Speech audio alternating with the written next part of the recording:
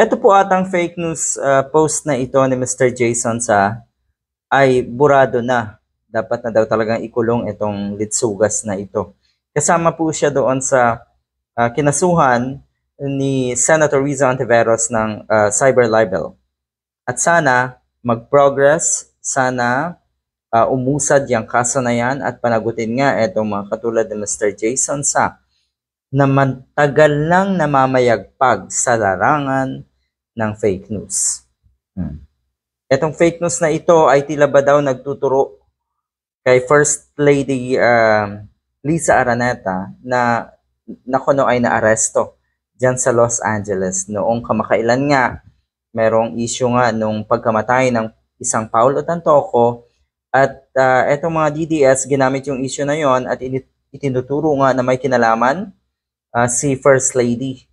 Yun ang kanilang ginamit na naman na rason para kuno patunayan na bangag nga ang mga nasa Malacanang, pati na rin siyempre nga ang First Lady. Oh, ayan. Meron po siyang kahawig sa pangangatawan.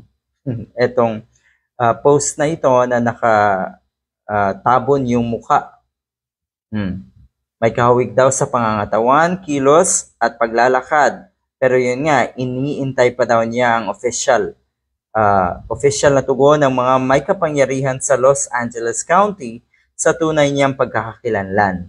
As soon as we get this information, we will most definitely share it with you. Pero yun nga, dito sa sinasabi niyang ito, ang tinutumbok niya po dito ay ang First Lady. So bago pa man maglabas nga ng kuno ay desisyon ang Los Angeles, tignan mo yung mga yan. May mga sources kuno sila, meron daw silang reliable source, meron daw silang insider, meron daw nagpadala sa kanila ng kung ano-ano. Mga litsugas kayo. Wala. Gawa-gawa nyo lahat yan. Lumabas din na etong si Mr. Jason sa ay isang malaking sinungaling. Sa tingin ko kahit hindi mo pinangalanan na si First Lady ang tinutumbok mo dito, yung maraming sabihin na natin, simula sa mga taga-suporta mo, ang sinasabi sa comment section ay si First Lady, etong kuno ay naaresto. So doon pa lang, malaking, sa tingin ko, doon pa lang, yung mga DDS mismo na supporters mo, Mr. Jason sa, pwede kang ipahamak. Sila ang maglalagay sa iyo sa kapahamakan. Dahil sila, kahit sa isip nila, ang tinutukoy mo, ay etong si First Lady. Pero hindi, eto o kung sino man etong naaresto na ito, walang kinalaman ang First Lady. Hindi ito ang First Lady. Ito po ay nahalungkat ng mga netizens kamakailan.